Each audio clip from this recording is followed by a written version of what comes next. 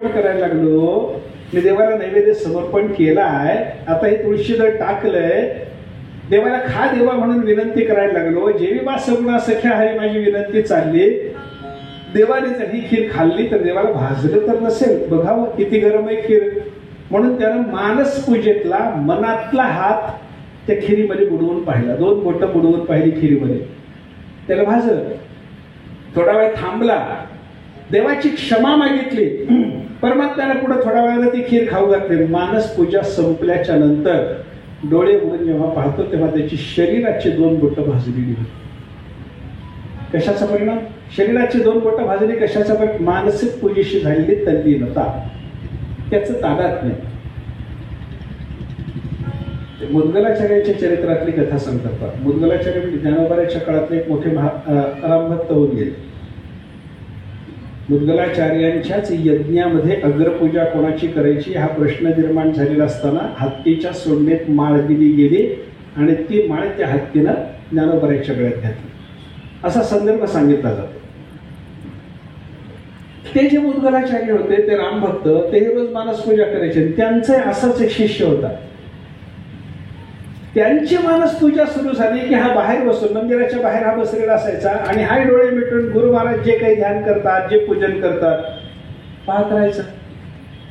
एका दिवशी काय झालं, मुद्गलाचार्याने देवाच्या करता म्हणून सुगंधी फुलाचा हार तयार केला होता. म्हणा देवाला वस्त्र गंध वगैरे समर्पण झाल्याच्या नंतर पुष्पमाला समर्पणाचा प्रसंग आला आणि मुद्गलाचार्याने त्या दिवशी त्यांना मनात अशी कल्पना त्यांनी केलेली की आपण एक फुलाचा सुगंधी हार केलेला आहे, पण तो हार त्यांनी उचलला आणि रामाच्या कंठात घालायचा. एवढेच त्यांना लक्षात आलं, अरे फुलाची माळ थोडी लहान झाली. देवाला मुकुट परिधान केल्याच्या नंतर मुकुटातून ती खाली उतरेना. तेव्हा ते मुद्गलाचार्य मनातला हात आवडून बराच वेळ उभे राहिले. ते बाहेरच्या शिष्याला सांगितलं, गुरु महाराज मनातलाच हार आहे, थोडा मोठा करा, घालून मोकळा करा.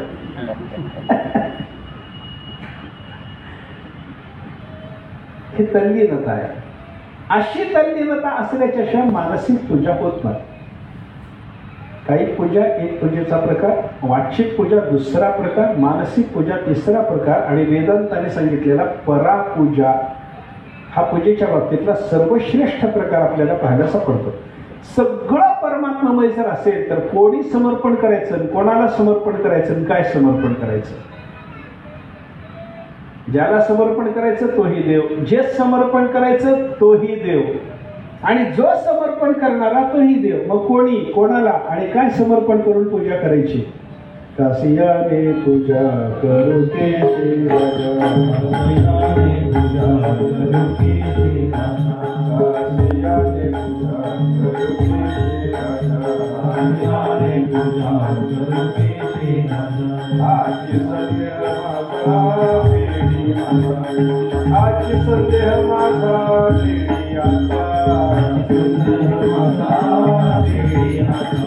आजची संध्या माझा देवी आता, उदके धाणू जरी स्वरूपते तुझे,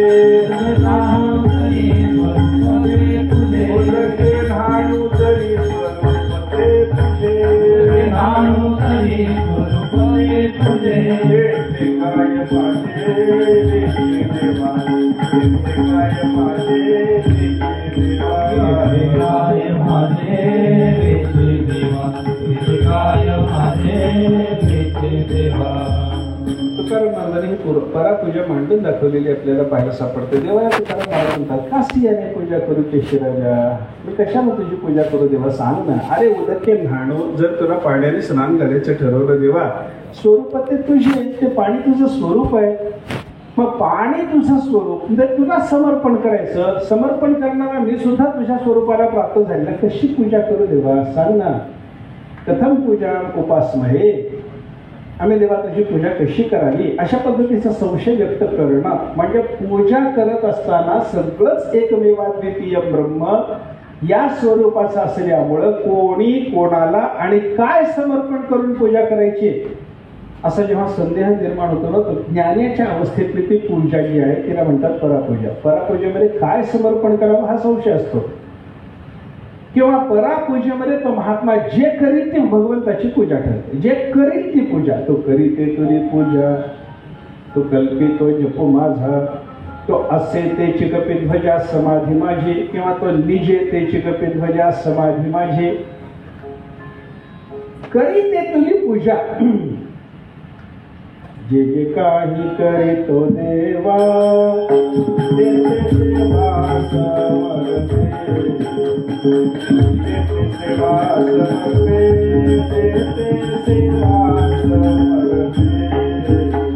जे काही करी तो देवा, तेथे सेवा समर्पे, तेथे सेवा समर्पे, तेथे सेवा समर्पे. जे काही करीन ती देवाची पूजा, जे काही करीन ती देवाची पूजा. पंढरपूरला एका भक्ताची कथा सांगतात. पंढरपूरचा एक निश्चित भक्त पंढरीमध्ये राहणारा, आणि त्याला कोणतीही क्रिया केली की ते भगवंताला समर्पण करण्याची सवय होती. कृष्णार्पण म्हणायचं, जे झालं ते कृष्णार्पण. तिथून चालत तुमच्या घरापर्यंत आला, जाऊन बसला की म्हणायचं हे चाललं कृष्णार्पण असो. स्नान केलं की म्हणायचा श्री हे स्नान कृष्णार्पण असो. जेवण झालं की पोटावरून हात ठेवायचा, म्हणायचा हे जेवण कृष्णार्पण असो. ही त्याची सवय. एका दिवशी त्यानं काय केलं, सकाळी उठल्याबरोबर घर सगळं झाडून काढलं, घरातला केक भरला एका टोपलीमध्ये, घराच्या बाहेर आणला आणि टाकता टाकता कृष्णार्पण वस्तू म्हणलं. त्यावेळेला काकडा चालू होता मंदिरात, आणि देवाच्या अंगावर तो सगळा टोपलाभर कचरा पडल्याच्या नंतर तिथल्या मंडळींनी सगळ्या बडवे सेवाधाऱ्यांनी विचार केला, एवढा कचरा इथं तर काही नाही, आणि एवढा कचरा देवाने आपल्या अंगावर घेतला म्हणजे कोणातरी भक्ताचा हा कचरा आहे. कोण भक्त असावा एवढ्या अधिकाराचा, कोण ज्याचा कचरा सुद्धा देवाला उपचार म्हणून अंगावर धारण करावा वाटतो, कोण असावा. शोधायला जेव्हा मंडळी निघाले तेव्हा कोणीतरी सांगितलं इथे एक माणूस राहतो, तर जे करील ते कृष्णार्पण म्हणतो, त्याची भक्ती निस्सीम आहे. बघा जाऊन त्याला विचारलं बाबा काय तुमचं काय चालतं. तो म्हणलं काही नाही, माझं फक्त भगवंताच्या संबंधाने चिंतन चालतं, जे करील ते कृष्णार्पण करतो. अहो म्हणे आज देवाच्या अंगावर कचरा पडला, ढसा रडायला लागला. देवाच्या अंगावर कचरा पडला म्हणल्याबरोबर रडायला लागला, आणि त्याचं रडणं पाहिल्याबरोबर लोकांनी त्याला विचारलं काय झालं बोला. त्याने सांगितलं माझ्या कृष्णार्पण म्हणण्याचा तो परिणाम आहे. म्हणजे सगळं घर सकाळी झाडलं, कचरा बाहेर टाकता टाकता कृष्णार्पण वस्तू म्हणलो, आणि देवाने माझा कचरा अंगावर घेतला म्हणला. याला काय म्हणायचं, काहीही करील ती देवाची पूजा होते. काहीही करील ती पूजा होते. पूजा ते विषयोपभोग रचना. जगद्गुरु शंकराचार्य म्हणतात ना, शिवमानस पूजेमध्ये शेवटी शंकराचार्यांचं म्हणणं आहे, आत्मा त्वं गिरिजामती सहचराः प्राणाः शरीरं गृहं. पूजा ते विषयोपभोग रचना निद्रा समाधी स्थिती संचार पदयो प्रदक्षिण विधी स्तोत्राणि सर्वा गिरो. यद्यत् कर्म करोमि तत्तद् अखिलं शंभो तवाराधनम. जे काही करीन ती देवा तुझी पूजा. जे काही करीतो देवा ते सेवा समर्पये. हे जगद्गुरु तुकाराम महाराजांचं म्हणणं आहे. आणि यद्यत् कर्म करोमि तत्तद् अखिलं शंभो तवाराधनम हे जगद्गुरु शंकराचार्याचं म्हणणं. दोन्ही जगद्गुरूचं एकच म्हणणं. जे करीन ती देवाची पूजा. अशी परापूजा एक असते, परमेश्वराची अशी सगळ्या प्रकारची पूजा करता येते. इथं नरसिंह पुराणात आता माझ्यासमोर जो पूजनाचा विचार आहे हा बाकीच्या पूजेचा विचार नाही. वाचिक मानसिक परा ही पूजा या ठिकाणी सांगितलेली नाही. साक्षात भगवंताला मंत्रोच्चार पूर्वक समर्पण केलेलं पूजा द्रव्य समर्पण करणं, या पद्धतीची जी काही पूजा आहे तिचा महिमा इथे सांगणं चालू झालं. त्याच्यात परमात्म्याला भगवंताला मंदिर निर्माण करून देणं, सर्व पापातून त्याला मुक्ती मिळते. भगवंताची प्रतिमा करून देणं, त्या प्रतिमेच्या समर्पणाच्या योगानं सुद्धा त्याला पापमुक्तता मिळते. देवाच्या मूर्तीची प्रतिष्ठापना जो करतो त्याच्या सगळ्या देहबाधा निवारण होतात. म्हणून एक धर्मशास्त्रामध्ये असा विचार सांगितला जातो की ज्याला असाध्य रोग जडलाय अशा माणसाला देवाची मूर्ती दान करावी, देवाच्या मूर्तीची प्रतिष्ठापना करावी.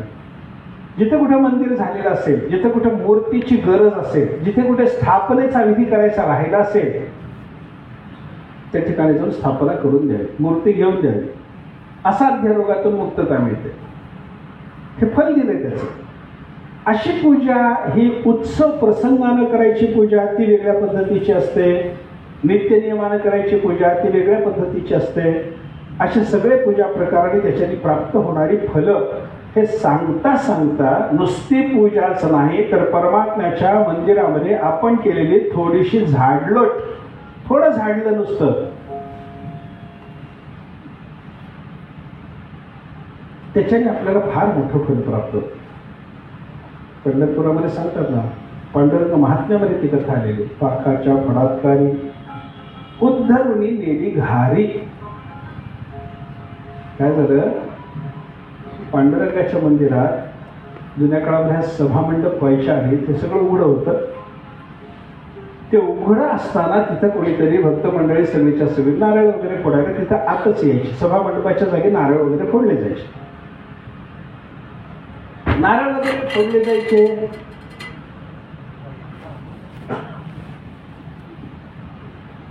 नरसिंह अवतार व्हायचं अजून, स्तंभ कडकडनंच लगे.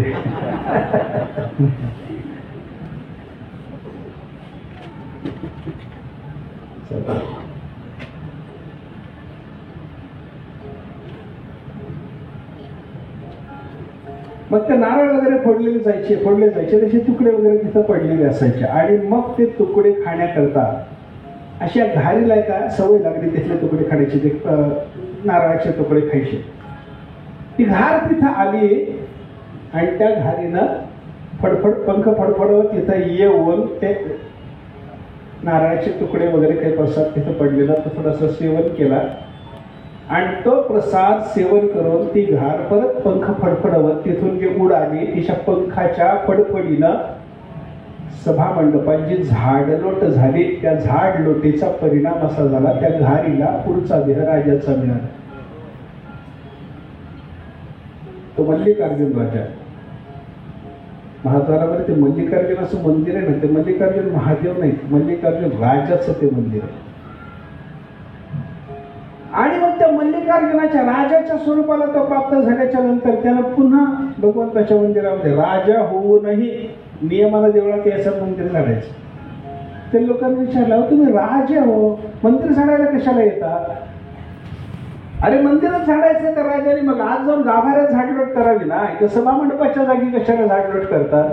त्यानं सांगितलं तसं नाही, इथं झाडलोट झाली म्हणून तर राजा झाला. आता इथं झाडलोट झाली तर पुन्हा अजून चांगलं काहीतरी मला प्राप्त होणार आहे असा विचार करून मी इथं झाडायला येतो. त्याची झाडलोट चालली, ती झाडलोट झाली, त्याच्या पुढचा देह त्याला मिळाला एका ब्राह्मणाचा, पंढरपुरातल्या ब्राह्मणाचा आणि विष्णू भक्त ब्राह्मणाचा. नुसतं जातीनं ब्राह्मण नाही, विष्णू भक्त, वेदवेदांतात पारंगत असलेला आणि विष्णू भक्त परत झाडलोट करायला लागला. त्या परत झाडलोटीचा परिणाम त्याला काही अनंत काळपर्यंत ब्रह्मलोकाची प्राप्ती, अनंत काळपर्यंत रुद्रलोकाची प्राप्ती आणि शेवटी ब्रह्मसायुज्य त्याला प्राप्त झालं. ही कथा पांडुरंग महात्म्यात आहे.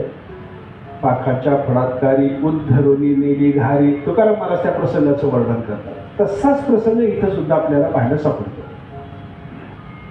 भगवंताच्या मंदिरात केलेल्या झाडलोटीचा परिणाम काय भोगायला मिळतो हे सांगत असताना इथं दोन दानवाची कथा सांगितली. एक बहुरोमा नावाचा राक्षस आहे आणि एक स्थूलशिरा नावाचा राक्षस आहे. दोघं भाऊ आहेत, उपद्रवी आहेत, लोकांना त्रास देणारे आहेत. आणि एका तीर्थाच्या यात्रेकरता म्हणून सगळे पांडव द्रौपदीसह वर्तमान अरण्यात गेले. तेव्हा त्याच अरण्यामध्ये हे राहणारे दोघं भाऊ, त्याच्यातल्या त्या बहुरोमा राक्षसाच्या अंतःकरणामध्ये द्रौपदीच्या संबंधाने अभिलाषा निर्माण झाली. ती द्रौपदी मला मिळाली पाहिजे. आता कशी मिळवायची? 5 पांडव तिच्यासोबत एवढे पराक्रमी तिचे पती असताना ती मिळवायची कशी? मग या 2 भावाने असं कपट कारस्थान रचलं.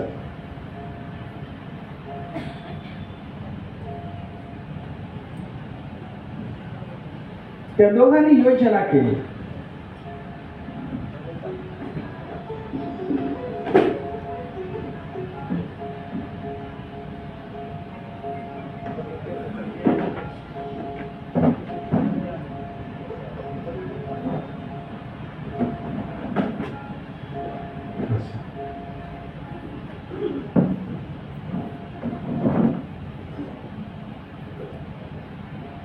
बहुरोमा अर्जुनाच्या अंतःकरणामध्ये द्रौपदीच्या संबंधाने अभिलाषा निर्माण झाल्याच्या नंतर त्या दोघा भावांनी योजना केली. योजनेमध्ये बहुरोमाने साधूचं सोंग धारण केलं, दाढी जटा पलकल वगैरे धारण केलेली, हातात रुद्राक्षाची माळ, जवळ कमंडलू ठेवलेला, जप करत बसलेला, हे पांडव समोरून चाललेले. याने पाहिल्याबरोबर साधू म्हणून जवळ बसले. साधू म्हणून जवळ बसल्याच्या नंतर यांना सांगितलं म्हणजे तीर्थक्षेत्राच्या यात्रेला साधूची सेवा केली पाहिजे, दान धर्माचं फार मोठं महत्व आहे वगैरे वगैरे तो सांगायला लागला. एवढ्यात त्याचा तो दुसरा भाऊ होता ना, स्थूलशिरा नावाचा, तो तिथं दरिद्री ब्राह्मणाचं सोन घेऊन आला. तो म्हणतो काय करावं, हे महाराज तुम्हाला दान धर्माचं महत्व सांगतात, यांच्या मुखातून तुम्ही दान धर्माचं महत्व ऐकता, पण या बाकीच्या सगळ्या दान धर्माच्या पेक्षा कोणाला रक्षण दान दिलं, कोणाचं रक्षण केलं, त्याचं फार मोठं महत्व आहे बाबा. या चारण्यातून मी येत होतो, काही धटिंगणाने मला मारलं, माझ्याजवळचं सगळं द्रव्य त्यांनी लुटलं, तेव्हा त्यांच्यापासून माझं द्रव्य मला परत प्राप्त करून देणं, माझं रक्षण करणं, हे जर तुम्हाला करता आलं तर हे बाबा सांगतात त्या दान धर्माधिक धर्मापेक्षा हा धर्म मोठा ठरणार आहे. असं म्हटल्याबरोबर त्याही बाबांनी सांगितलं त्याला रक्षण द्या, गरीब ब्राह्मण आहे. योजना अगोदरच ठरलेली दोघा भावामध्ये, त्याचं रक्षण करायचं ठरलं. त्याचं रक्षण करायचं म्हटलं की धर्मराज सगळे पांडवांना घेऊन तिकडे निघाले. तिकडे निघताना त्यांनी विचार केला आता आपल्याला राक्षसाच्या मागे जावं लागणार आहे, याला त्रास देणारे धटिंगण राक्षस आहेत, त्या राक्षसांचा बंदोबस्त जर आपल्याला करायचा असेल तर मग आपण धावत जाताना द्रौपदीची व्यवस्था काय. मग त्यांनी सांगितलं द्रौपदीला काय करायचं, तो महात्मा बसलेलाच होता, तो म्हणला ठेवा ना, मी साधूच आहे, माझ्या आश्रमात ठेवून जा द्रौपदीला, काही काळजी करू नका, तुम्ही परत या, तुमची बायको तुम्ही घेऊन जा. यांनाही बरं वाटलं, महात्मा आहे काही काळजी नाही, ठेवलं तिथं द्रौपदीला.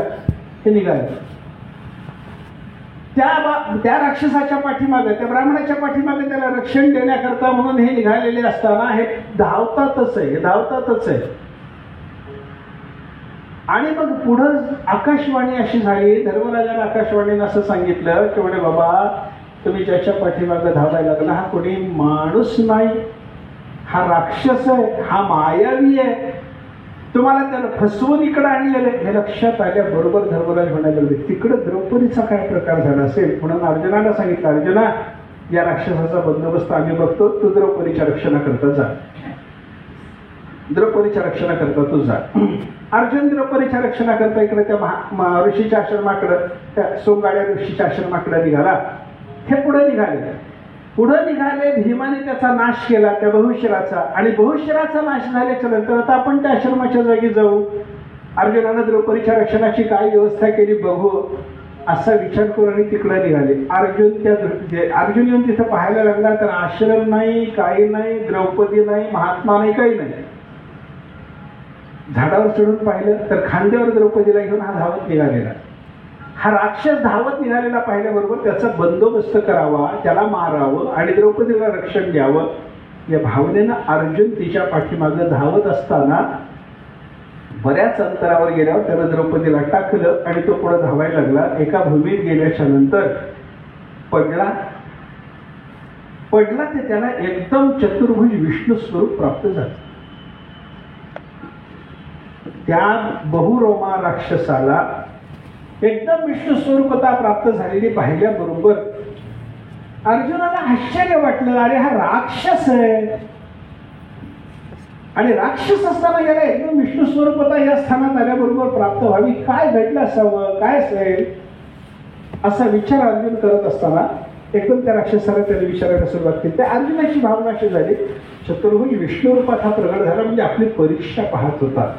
म्हणून अर्जुनाला हात जोडले म्हणायला लागला, बाबा देवा आमची परीक्षा पाहण्याकरता एवढा व्याप कशा करता केला, द्रौपदीला उचलून आणल्याचं नाटक कशा करता केलं, एवढ्यात तो बोलायला लागला ते मला विष्णू वगैरे काही समजू नका म्हणे. मग मी राक्षसच होतो. कोण? बहुरोमा. मग मी राक्षस, तुम्ही राक्षस हो, राक्षसच. मग हे आत्ताच तुमचं स्वरूप, तो म्हणला माझ्या पूर्वकर्माचा परिणाम म्हणून मला हे रूप प्राप्त झालेले. काय पूर्वकर्म, काय पूर्वकर्म तुमचं सांगा ना तुम्ही, काय तुमचं काय पूर्वकर्म आहे ते आम्हाला सांगा असं म्हटल्याच्या नंतर त्याला सांगायला सुरुवात केली. मागच्या जन्मात एक राजा होतो, राजा असून भगवान नरसिंहाच्या मंदिरामध्ये झाडलोट करण्याची सेवा करीत होतो. झाडलोट करण्याची सेवा करीत होतो. एकदा माझी सेवा चालू असताना माझ्याकडून नारदाचा अपराध घडला आणि त्या अपराधाच्या योगाने मला हे राक्षसाचं शरीर मिळालं होतं. पण तिथली देवाची सेवा ते पुण्य दिले, ते पुण्य माझं वाया जाणार नाही. आणि ते राजा असताना मंदिरामध्ये झाडलोटीची सेवा जी मी स्वीकारली होती त्याचं कारण असं म्हणे, त्याच्या पूर्वीच्या देहात मी एक रैवत नावाचा ब्राह्मण होतो. जन्माने ब्राह्मण होतो पण कर्माने मात्र ब्राह्मण नव्हतो. अतिशय नीच वर्तन माझं होतं. एका दिवशी काही उन्मत्त स्त्रिया, मद्य हे सगळं घेऊन रात्र कुठेतरी एकांतात त्या स्त्रियासह काढावी या भावनेनं मी निघालो असताना एका गावाच्या बाजूला एक निर्जन भागातलं मंदिर होतं. मंदिरात वैभव होतं पण गावाच्या बाहेरचं मंदिर असल्यामुळे तिकडे लोकांची गर्दी नव्हती. इथं थांबावं असं मला वाटलं म्हणून त्या मंदिरात मी दिवा लावला. दिवा लावून आपल्याला त्या स्त्रियासह वर्तमान त्यांचा उपभोग घेत या ठिकाणी आपल्याला रात्र काढायची आहे तर जागा तिथे झाडून स्वच्छ करावी म्हणून मी ते मंदिर स्वच्छ केलं. आणि ते मंदिर मी स्वच्छ केलं एवढ्यात तिथं आम्ही लावलेला दिवा वगैरे त्याचा प्रकाश गावातल्या लोकांना दिसल्याच्या नंतर गावातल्या लोकांनी विचार केला कोणीतरी चोर इथं आलेला दिसतो, देवाचं वैभव चोरून नेईल असा विचार करून गावातली मंडळी तिथं आली. आणि त्या अंधारात दिव्याच्या प्रकाशात फार काही दिसत नव्हतं. अशात त्या लोकांनी मला पकडलं, मला मारलं. त्या मारण्यामध्ये माझा देह पडला आणि तो देह पडल्याच्या नंतर विष्णुदूत मला न्यायला आले. त्यांना मी विचारलं अरे वा एवढा दुराचारी मी असताना तुम्ही मला कसे देता. त्यांनी सांगितलं तुम्ही आता मंदिरात झाडलोट केली. तो रैवत ब्राह्मण तो म्हणतो अरे मी दुराचारा करता ती जागा झाडत होतो रे. त्यांनी सांगितलं तुमची भावना काय हा भाग वेगळा पण अंतकाळात देवाच्या मंदिरातली झाडलोटीची तुमची सेवा घडलेली असल्यामुळं तुम्हाला विष्णू लोकाची प्राप्ती पुढचा देह राजाचा. त्या राजाच्या देहात आल्याच्या नंतर पुन्हा मंदिराच्या झाडलोटीची सेवा करीत असताना नारदांचा अपराध घडला. त्याच्यामुळे मला ही दानवाची योनी प्राप्त झाली.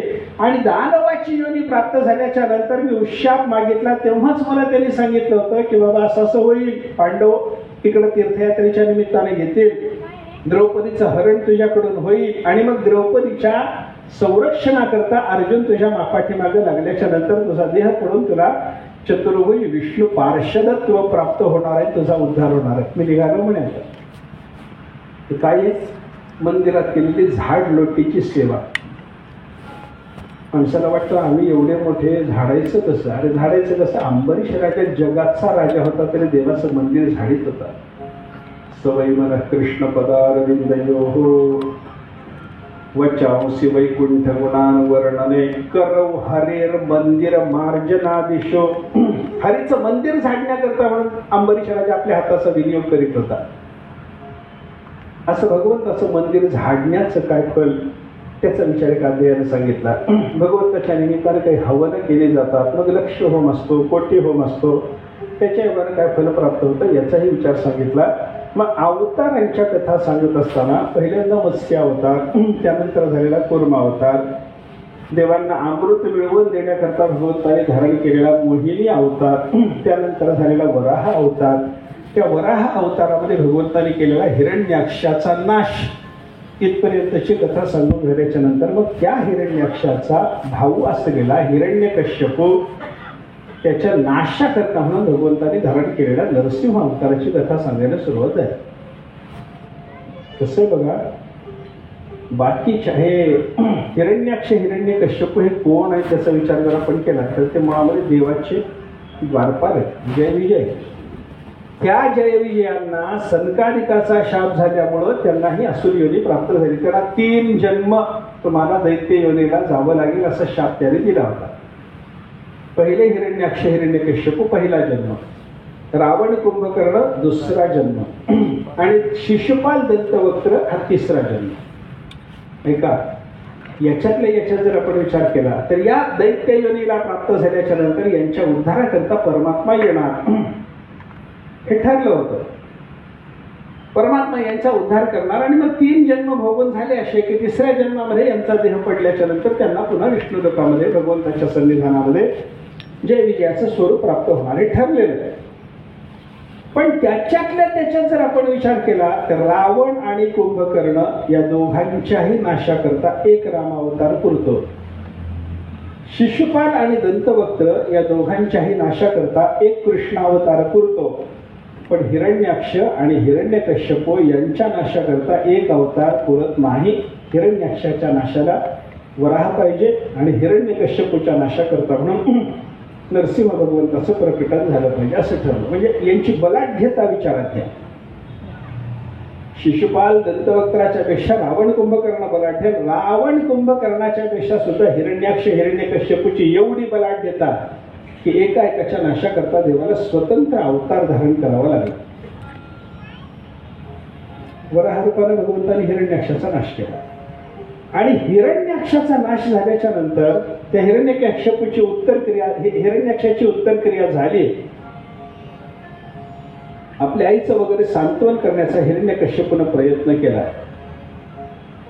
आणि भगवान महाविष्णूनं माझ्या भावाच्या साठी म्हणून हा वराह अवतार धारण करून माझ्या भावाचा नाश केला. याचा त्याच्या मनात जो राग बसला त्या क्रोधापोटी या महाविष्णूचा बंदोबस्त करावा, या देवाचा नाश करावा, याच्याकरता काहीतरी आपल्याला तपस्साधना केली पाहिजे असं त्याच्या मनात आलं. आणि ते मनात आल्याच्या नंतर त्यानं आपलं राज्य आपल्या सगळ्या मित्रवर्गाच्या ताब्यात सोपवलं. विंध्य पर्वतावर गेला, दिव्य तपस्या केली. हजारो वर्षाची त्याची तपस्या झाली. ब्रह्मदेव त्याच्यावर प्रसन्न झाले आणि प्रसन्न झालेल्या ब्रह्मदेवाने त्याला विचारलं, वर माग, काय मागायचं असेल ते माग. हिरण्याक्षाला काय पाहिजे होतं? तो म्हणायला लागला, भाऊ मेला तसा मी लवकर मरू नये, मी मरूच नाहीये हे पहिल्यांदा मनात होतं. मला मरण येऊ नये, मी अमर व्हावं असं मला करा. ते म्हणजे ब्रह्मदेवाने सांगितलं ते मला करता येत नाही, कारण मी कधीतरी मरणार आहे, मी तुला कुठला अमर करू. मग याला सांगितलं म्हणे मला काही बाकीची अशी वरदानं द्या म्हणे. काय? मला सजीवाकडून मरण नको, निर्जीवाकडून नको, घरात नको, बाहेर नको, दिवसा नको, रात्री नको, शस्त्राने मरण नको, अस्त्राने मरण नको, माणसाकडून मरण नको, पशुकडून मरण नको. 12 भानगडी मागितल्या आणि त्या सगळ्या 12 भानगडी मागितल्याच्या नंतर ब्रह्मदेवाने सांगितलं, तू तपस्या केली, तू मागशील ते देतो म्हणालो, त्याच्यामुळे तू मागितलेला वर मला तुला द्यावा लागणार आहे. हे कोणी याच्यापैकी कोणी तुला मारणार नाही हे मी तुला सांगतो म्हणे. पण मरण कोणाचंही टळत नसतं. जातस्यही ध्रुव मृत्यू हो उपजेते नाशे, हे नक्की आहे म्हणे, नक्की आहे. उपजलिया पिंडा मरण सांगते. देह जेव्हा जन्माला आला त्याच वेळेला त्याला सोबत मरण आणलेलं असतं. आज ना उद्या एवढाच विषय आहे, लवकर ना उशिरा एवढाच विषय आहे, पण प्रत्येकाचा देह मरणारच आहे. त्याच्यामुळे तुला हे सगळे तू मागितलेले जे वर आहे हे वर सांभाळून सुद्धा तुझा नाश होणार आहे. ब्रह्मदेवाने त्याला सांगितलं, पण त्याला वाटायला लागलं काही नाही म्हणे, आता एवढं मी जबरदस्त मागून ठेवलेलं आहे, एवढं बारकाईनं मागणं केलेलं आहे की आता या मागण्याचा सगळा विचार केल्याच्या नंतर मला कोणी मारू शकेल असं निर्माण होऊच शकत नाही. कसं असतं बघा, अहंकारी बुद्धीला आपल्यापेक्षा कोणीतरी बुद्धिमान असू शकतो, आपल्यापेक्षा कोणीतरी सशक्त असू शकतो, हेच ग्रहण होत नाही. तर म्हणतो ज्ञानी मी, माझ्यासारखं कोण नाही, माझ्यासारखं ज्ञानी कोण आहे? अल्पविद्या परी गर्व शिरोमणी, मज होणे ज्ञानी कोण आहे? अहंकाराचा परिणाम आहे. आणि बलाचा विचार करत असताना सुद्धा माझ्यासारखा बलवान कोणी नाही असं त्याला वाटायला लागतं. तसं हिरण्यकश्यपूचं झालं. माझ्यासारखा बलवानही कोणी नाही, माझ्यासारखा कोणी बुद्धिमानही नाही असा विचार त्याच्या अंतःकरणात आल्याच्या नंतर तो घरी जो परत आला, महाराज घरी परत आल्याच्या नंतर त्यानं दुष्ट वृत्तीनं राज्यशासन करायला सुरुवात केली. भगवान महाविष्णूच्या संबंधानं सगळ्या आपल्या प्रजाजनाच्या अंतःकरणामध्ये द्वेष निर्माण करायला सुरुवात केली. सगळ्या जगाला दौंडी देऊन त्यानं सांगायला सुरुवात केली, न यष्टव्यम न होतव्यम न दातव्यम सुरांप्रती. तुम्ही आता सगळेजण आजपर्यंत देवांच्यासाठी यज्ञ होम दान करीत आलात, पण हे आता करू नका.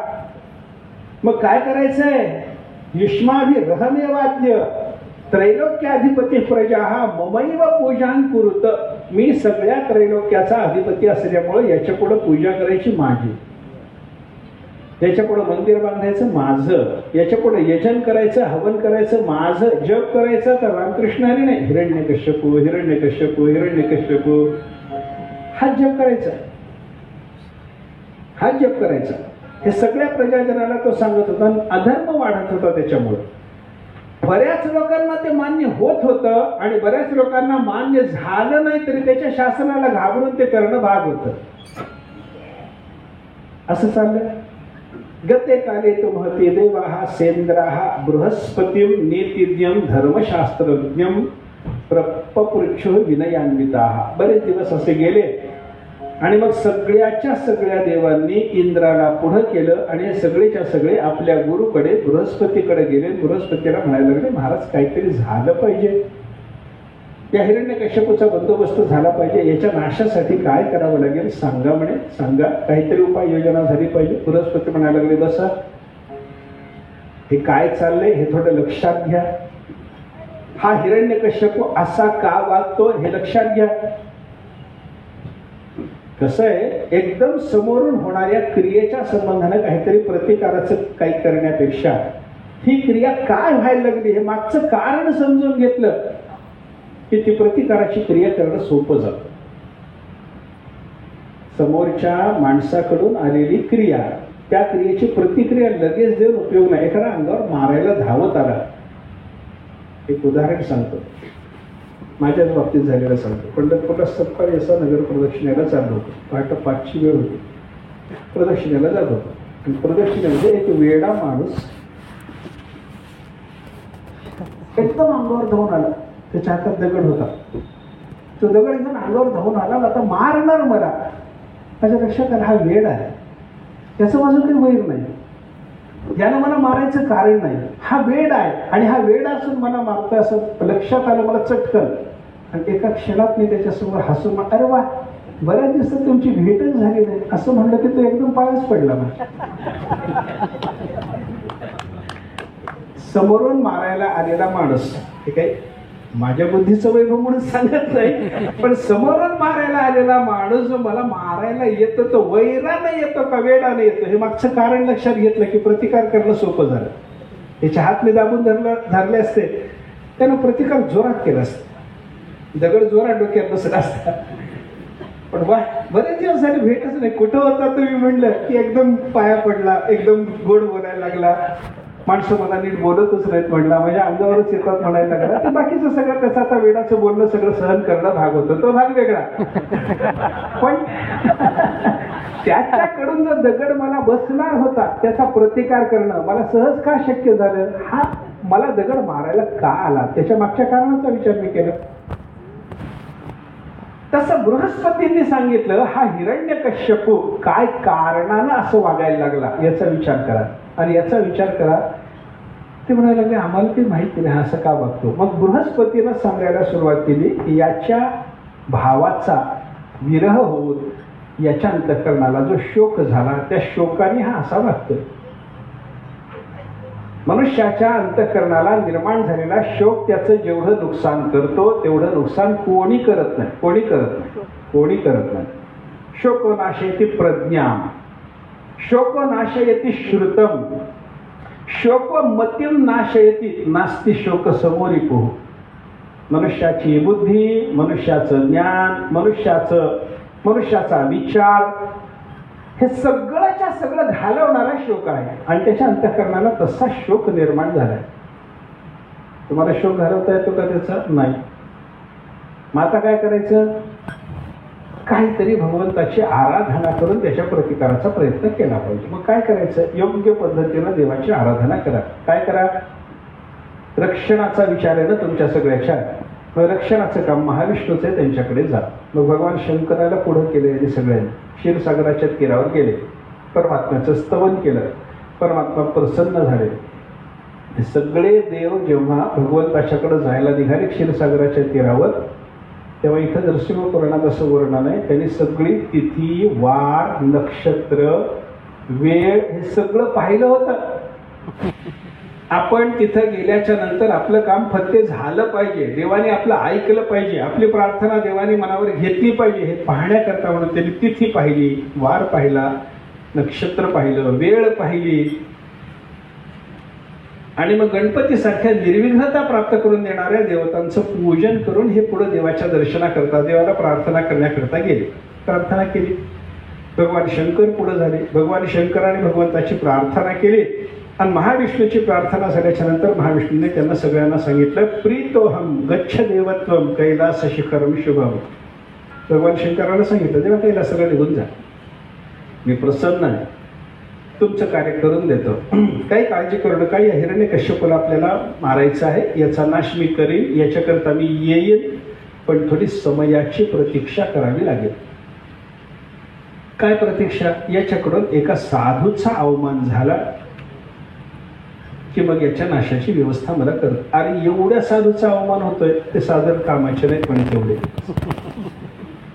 हे सगळे लहान मोठे पडतात.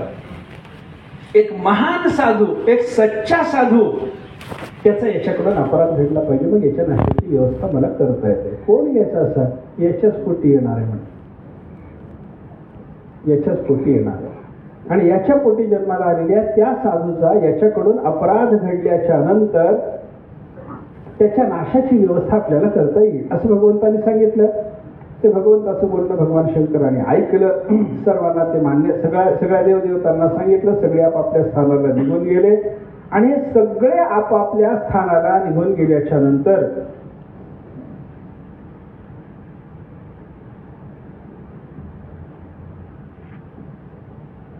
हा हिरण्यकश्यप इकडं त्याचा संसार चालू आहे, त्याचं उन्मत्त वागणं चालू आहे.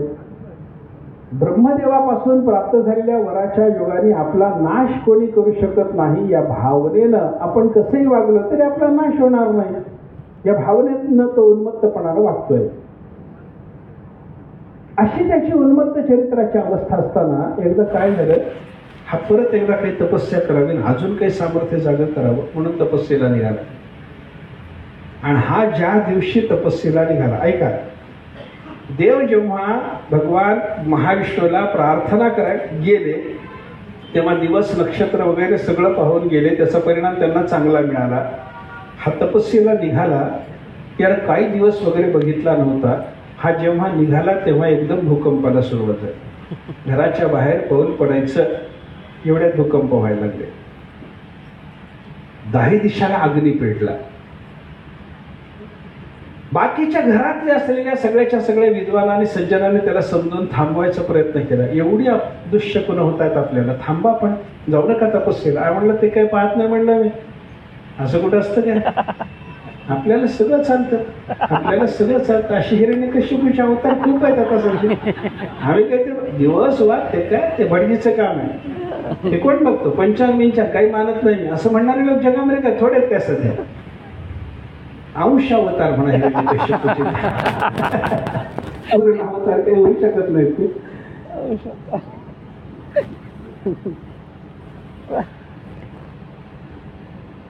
आणि मग हा तपस्येला गेला, त्याची तपस्या चालू तिकडं. आणि तपस्या चालू असताना ब्रह्मदेवाच्या मनाला मात्र व्यापत, काय करू, याला वर देऊन बसलो. हा पुन्हा सामर्थ्य जागा करण्याकरता तपस्या करायला निघाला, पुन्हा काहीतरी मला मागेल, पण याचं तप पाहिल्याच्या नंतर मला पुन्हा याला काहीतरी द्यावं लागतं. काय ताप झाला, चिंता व्याकुळ होऊन बसलेले असताना नारद आणि पर्वत हे दोघं ऋषी ब्रह्मदेवाच्या दर्शनाकरता आलेले. नारदाने सांगितलं, नारदाने विचारलं ब्रह्मदेवाला, काय पिताश्री चिंता कशाची, चेहऱ्यावर तुमच्या चिंतेचे भाव दिसायला लागले, काय झाले सांगा ना. त्यांनी सांगितलं असं असं आहे, हिरण्यकश्यपू परत तपस्येला गेलेला, काय करावं या चिंतेत मी, तिची तपस्या होऊ नये ह्याची व्यवस्था करतो म्हणाले. काय करतो? मी करतो ना, तुम्हाला चिंता करायचं कारण काय, मी करतो व्यवस्था त्याची. ठीक आहे म्हणे. नारद तिथून निघाले, पर्वत ऋषीला घेऊन निघाले. आणि नारद आणि पर्वत या दोन्ही ऋषीने हिरण्यकश्यपू जिथं पुन्हा तपस्येला जाऊन बसला होता तिथं त्याच्याजवळ हे जाऊन उभे राहिले. आणि याने दोघांनी कलविंक पक्षाची रूपं घेतली. आणि ती पक्षाची रूपं घेतल्याच्या नंतर हे तिथं ओम नमो नारायणाय, ओम नमो नारायणाय, ओम नमो नारायणाय असा उच्चार करायला लागले. आणि नामाचा उच्चार देवाच्या ऐकला की असं डोकं बिघडलं. भजन ऐकलं की डोकं बिघडणारे लोक खूप असतात. त्यांना रात्रभर हे डीजे वगैरे वाजले तरी काही त्रास होत नाही, पण टाळ वाजला की त्रास होतो. टाळ वाजला की त्रास होतो. आम्ही झोपायचं कधी म्हणून विचारायला येतात माणसं, विचारायला येतात. ते कलवंक पक्षाच्या रूपानं नारायणाचं नामस्मरण झालं. हा उठला, निघाला, धावायला लागला, त्यांच्या पाठीमागे गेला. तपस्या भंग झाली किंवा हे काही भेटलेच नाहीत. नारद पर्वत कलविंकाच्या रूपाने गेलेले ते काही भेटलेच नाही. ते निघून गेले. ते निघून गेल्याच्या नंतर आता तपस्या भंगलेलीच, आपण घरी जावं म्हणून हा घरी आला. आणि घरी आला, याचा संसार चालू. अशा अवस्थेमध्ये हा घरी आल्याच्या नंतर रात्री रतिप्रसंगामध्ये त्याच्या बायकोनं कयाधून त्याला विचारलं, हो तुम्ही कसे काय घरी आलात? प्रसंग रतीचा आहे. आणि त्या रतीच्या प्रसंगात ती विचारते आपल्या नवऱ्याला, तुम्ही आलात घरी कसे काय आलात? तपस्या सोडून कसे काय तुम्ही घरी आलात? मग त्याला तो सगळा प्रसंग सांगावा लागला. कोणीतरी दोन पक्षी आले, ते ओम नमो नारायणाय म्हणायला लागले, ओम नमो नारायणाय म्हणायला लागले, ओम नमो नारायणाय म्हणायला लागले. त्यांच्या पाठीमागे धावलो, तपस्या भंग पावली, घरी आलो. आणि ओम नमो नारायणाय हे ते पक्षी म्हणत होते. ते म्हणत असतानाच त्याचं ऋतस्खलन झालं आणि त्याच्यातून जो गर्भ राहिला तो प्रल्हादाचा. गर्भधारणाच्या प्रसंगामध्ये सुद्धा नारायणाचं अशा निमित्तानं का होईना घडलेलं नामस्मरण जे होतं, ते नामस्मरण एवढं मोठं पुण्य जन्माला घालणारं ठरलं. असा तो प्रल्हाद. तो प्रल्हाद आला, प्रल्हादाचा जन्म झाला. प्रल्हाद लहानाचा मोठा व्हायला लागला. अखंड भगवंताच्या नामस्मरणाच्या शिवाय आणि देवाच्या सेवेच्या शिवाय त्याला दुसरा धंदा नाही, अशी त्या प्रल्हादाची अवस्था होते. आणि मग हा प्रल्हाद थोडासा मोठा झाल्याच्या नंतर त्याला काहीतरी शिक्षण द्यावं म्हणून हिरण्यकश्यपूने षंडामर्कांना बोलावलं आणि त्यांना सांगितलं, घेऊन जा, त्याला शाळेत शिकवा, त्याचा पाठ घ्या. षंडामर्कांना त्याने एक शाळा काढून दिली होती, दैत्याची शाळा. आणि त्या दैत्याच्या शाळेत दैत्य कुळाला उचित असं शिक्षण दिलं जायचं. वेदशास्त्राचा विरोध करा, धर्माला विरोध करा, सनातन धर्माला विरोध करा, विष्णू भक्तीला विरोध करा, भगवंताचा नारायणाचा विरोध याला शिकवा, याच्याकरता शाळा काढली. मदरसाच एक प्रकारचा. आणि त्या शाळेमध्ये सगळं शिकवणं चालू झालं त्याला. पण प्रल्हाद मात्र अखंड भगवंताच्या भजनाशिवाय दुसरं काही, नारायण नारायण नारायण नारायण. गुरुजीने जे शिकवलं ते सगळं सोडून द्यायचं, नारायण नारायण नारायण चालूच असायचं याचं. वर्षभराचा काल गेला आणि हिरण्यकश्यपूने सांगितलं षंडामर्कांना, पोराला घेऊन या म्हणे, काय त्याचा अभ्यास चाललाय बघावं. आमचे गुरुजी फार छान सांगायचे इथं. गुरुजी म्हणायचे, हिरण्यकश्यपू एवढा विष्णू विरोधी, एवढा देवतांच्या विरोधी आणि सगळ्या ब्रह्मांडाचा राजा झालेला, सगळं ब्रह्मांड त्याच्या ताब्यात असलेलं, तितकी सगळी व्यवस्था बघणारा, पण एवढं असताना सुद्धा आपल्या पोराच्या प्राथमिक शिक्षणाची सुद्धा व्यवस्था जातीनं स्वतः बघतो. तो शिक्षण काय देतो हा भाग वेगळा, पण पोरग शिकतंय की नाही स्वतः बघतो, हे सुद्धा शिकण्यासारखं म्हणायचे. म्हणजे आमच्या पुराणकारांनी ज्याचं चरित्र लिहून ठेवलं, तो नालायक जरी असला तरी त्याच्याजवळही काहीतरी शिकण्यासारखं असतं. म्हणजे पोराचं काय शिक्षण चाललंय बघायचं म्हणून मग घेऊन या पोराला दरबारात आणलं. षंडामर्काने दरबारात जाताना सांगितलं प्रल्हादाला, प्रल्हादा आम्ही जे शिकवतो ते तिथं बोल. बापाने विचारले छान नंतर, नाहीतर तुझं नारायण नारायण सांगू नको. प्रल्हाद म्हणलं, काळजी करू नका, मी जे बोलतो ते योग्य बोलतो, देव माझ्या तोंडातून योग्य बोलवून घेतो. चला. गेले तिथं दरबारात गेल्यानंतर हिरण्यकश्यपूने जवळ घेतलं पोराला, मांडीवर घेतलं, मस्तकाचं अवग्रहण केलं. जुनी पद्धत आहे आपली, शास्त्रानं सांगितलेली. लहान मुलाला ते मूल 5 वर्षाचं होईपर्यंत जवळ घेतल्याच्या नंतर त्याचं मुख वगैरे कुरवाळणं झाल्याच्या नंतर त्याची टाळू बापाने हुंगावी असं सांगितलं. टाळू हुंगवण्यातून त्या पोराच्या विषयीचं वात्सल्य बापाचं वाढतं म्हणे, नियम आहे. त्याच्या टाळूचं अवग्रहण करावं. ते अवग्रहण केलं, त्याला जवळ घेतलं, बोलायला लागलं, बरं आहे ना प्रल्हाद, छान आहे बाबा, शाळेत जातोस ना, जातो बाबा, गुरुजी शिकवतात ना, शिकवतात बाबा, तू शिकतोस ना, शिकतो बाबा, तुला काय शिकायला आवडतं? काय शिकायला आवडतं म्हटल्याबरोबर प्रल्हादानं सांगायला सुरुवात केली. श्रवणम कीर्तनम विष्णू स्मरणम पादसेवनम अर्चनम वंदनम दास्यम सख्यम आत्मनिवेदनम इति पूसार्पिता विष्णू भक्तिश्चेन्नवलक्षणा क्रियते भगवत्यद्धा तन्मन्ये अधीतम उत्तमम. माझ्या दृष्टीनं ते उत्तम अध्ययन आहे. नवविधा भक्ती करणं हे उत्तम अध्ययन आहे बाबा. हे आवडतं तुला? हे आवडतं म्हटल्याबरोबर हिरण्यकश्यप जो रागावला. काय चाललं म्हणे, तुला हे शिकायला शाळेत पाठवलं? तर म्हणलं शाळेत हे शिकवलं जात नाही, पण मला हे आवडतं. ते षण्णामर्काला तो झापायला लागला. त्यांना सांगितलं, काय तुम्हाला शाळा काढून दिली, माझ्या पोराला असं बिघडवाय करता काय? शेवटी तुम्ही ब्राह्मण असेच असता म्हणून दैत्यकुळाचा विध्वंसच करायला तुम्ही बसलेले आहात. असं नाही ते बोलला. याला वाटते ते शासन करा, पण पुढच्या वेळेला मी बोलावेपर्यंत यांना आपल्या कुळाला उचित अशा पद्धतीचं शिक्षण घेतलं पाहिजे. हे बघा, ते म्हणाले ठीक आहे, आम्ही काही शिकवत नाही म्हणे, पण हे पोरगं कुठून शिकून येतं आम्हाला कळायला मार्ग नाही. भागवतात नाही, पण इथं नरसिंह पुराणात असं आहे. पुन्हा एकदा बोलावलं हिरण्यकश्यपूनं आणि त्या पोराला विचारलं, जवळ घेतलं, बाबा काय चाललंय तुझं? नामस्मरण करायला लागलं. त्याचं नामस्मरण ऐकल्याबरोबर त्या देवाची सेवा मला आवडते असं त्याचं बोलणं ऐकल्याच्या नंतर हिरण्यकश्यपूनं राग मनात जरी आलेला असला तरी पोराला जवळ घेतलं, नाटकी हसायला लागला आणि हसत हसत पोराला म्हणतो, या देवाचं अशा पद्धतीनं केलेलं नामस्मरण एखाद्या माणसाकडून मी जर ऐकलं तर त्याला मी शासन करतो हे तू कुठंतरी ऐकलेलं दिसतं, म्हणून माझी चेष्टा करण्याकरता नामस्मरण करतोस का बाळा? पण असं करायचं नाही, हा असं करायचं नाही, माझी अशी चेष्टा करायची नाही, असं मला चालायचं नाही. हिरण्यकश्यप त्याला तो म्हणतो, ती चेष्टा बिष्टा काय नाही बाबा, हेच खरं, करायचं तर हेच करावं, कल्याण याच्यातच आहे बाबा. षण्णामर्काला परत त्यानं शिव्या दिल्या, याला योग्य पद्धतीचं शिक्षण द्या अशा पद्धतीचं तो बोलायला लागला. काही हिरण्यकश्यपूने षण्णामर्काला वाटते ती याला शिक्षा करा म्हणून सांगितलं. वेगवेगळ्या शिक्षा प्रल्हादाला झाल्या. हत्तीच्या पायी तुडवलं, त्याला अग्नीमध्ये जाळायचा प्रयत्न झाला, समुद्रात बुडवलं, राक्षसांच्याकडून याला मारहाण झाली, याला विष पाजवलं, सर्पाच्या कोठडीत याला टाकलं. हिरण्यकश्यपूनं स्वतःची सगळी ताकद पणाला लावून याच्या छातीत लाथ घातली.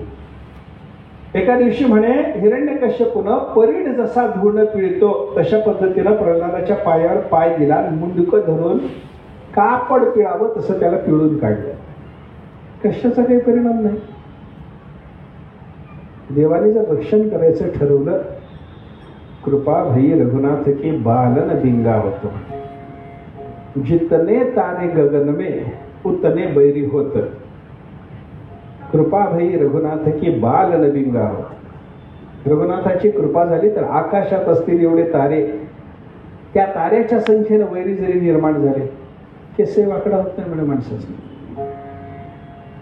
हिरण्यकश्यपूनं नाना यातना दिल्या, प्रल्हाद तसाच्या तसा जिवंत, तसाच्या तसा जिवंत.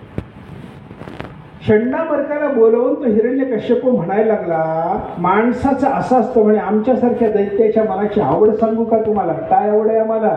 नेत्रयोः शत्रु दारिद्र्यम श्रोत्रयोः सुखसूक्तयः युद्ध वर्णंच गात्रेषु मायिनांच महोत्सव. आमच्यासारखे मायावी जे लोक असतात ना, त्यांना हे पाहिल्याच्या नंतर मोठा आनंद, महोत्सव म्हणजे मोठा आनंद होतो. म्हणजे कधी? नेत्रय शत्रु दारिद्र्यम, आपल्या डोळ्याला शत्रूचं दारिद्र्य दिसावं, आम्हाला त्याच्यात फार आनंद आहे. श्रोत्रयोः सुतसूक्तयः, कानावर आपल्याला आवडेल अशा पद्धतीचे पोराचे बोल, पोरानं बोलावं, ते कानावर पडावं, पण ते पोराचं बोलणं आम्हाला आवडेल अशा पद्धतीचं असावं, तर आम्हाला मायावी लोकांना आनंद असतो म्हणे. आणि युद्ध वर्णंच गात्रेषु, आपल्या अवयवावर, सगळ्याच्या सगळ्या अंगावर युद्ध काळात झालेले व्रण, तलवारीचे, बाणाचे वगैरे असे व्रण, ते आम्हाला भूषण वाटतात, त्याच्यात आम्हाला आनंद वाटतो. आणि ते असं आनंदाचं आमचं जीवन ठरावं याच्याकरता वाटते ते शासन करा, आणि या पोराला व्यवस्थित रीतीनं आपल्या कुणाला उचित अशी शिक्षा द्या असं सांगून त्याला पाठवलं होतं. प्रल्हाद शाळेत जातच होता, षड्णावर्ग शिकवतच होते, पण अखंड नामस्मरणाच्या शिवाय दुसरा विषय प्रल्हादाला ठाऊक नव्हता. सतत देवाचं नामस्मरण.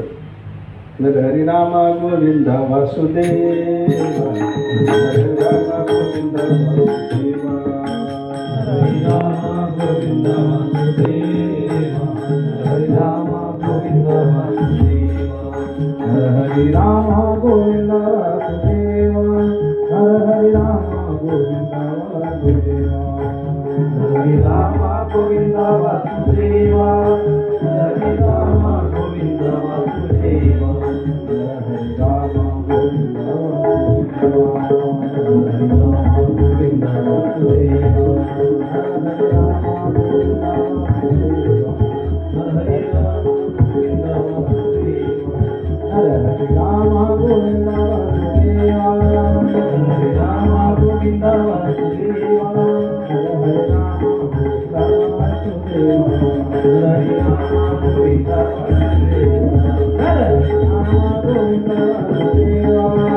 हरिनाम गोविंद वासुदेव,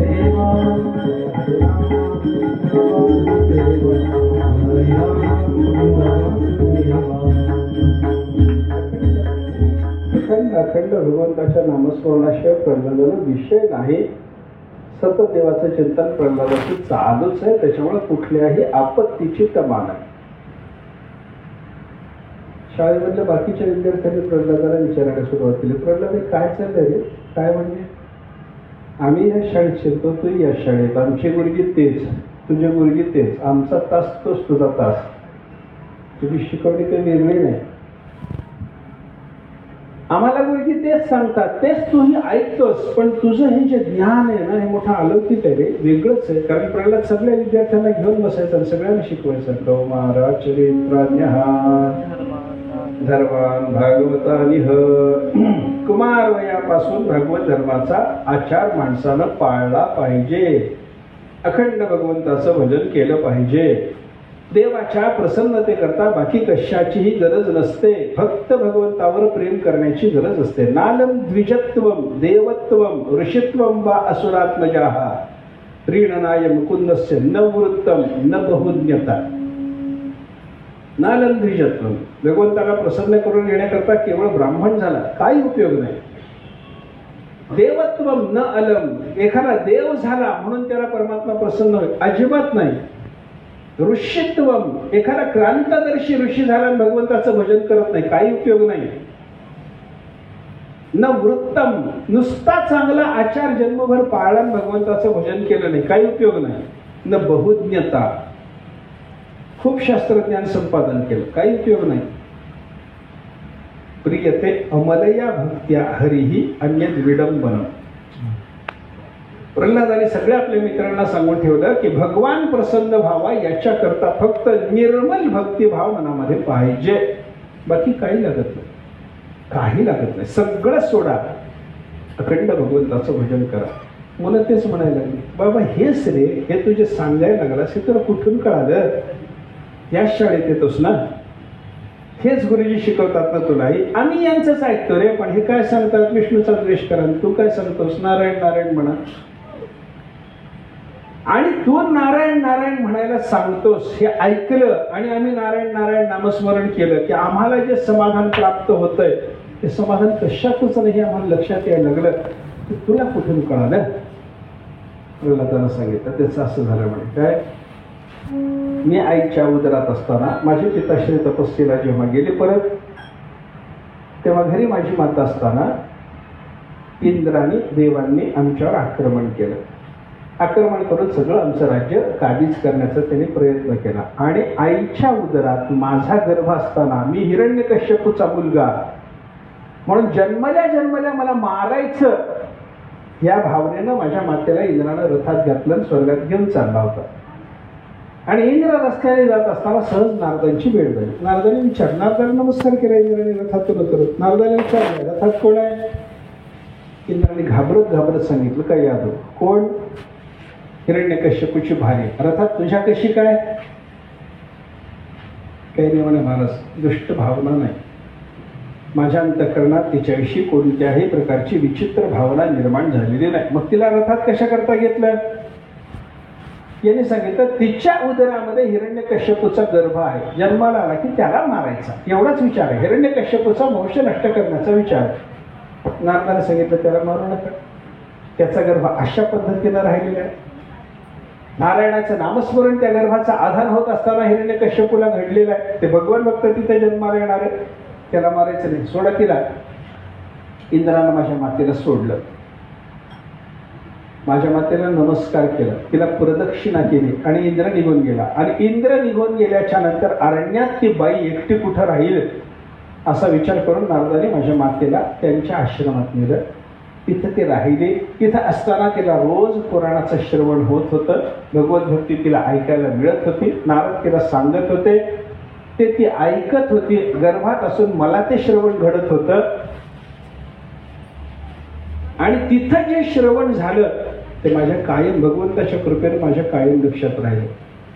आईच्या मात्र लक्षात राहिलं नाही. काय कारण घडलं? तर तू कालस्य दीर्घत्वात स्त्रीत्वात मातुस्तिरोदधे, ते ज्ञान आईच्या हृदयामध्ये राहिलं नाही. त्याचं कारण काय? दीर्घ काल गेला हे पहिलं कारण, आणि माझी आई काय झालं तरी स्त्री आहे हे दुसरं कारण. म्हणजे स्त्रिया विसरतात हे त्याच्यात आहे, आणि त्याच्यामुळेच पुरुषाचं बरं पडतं.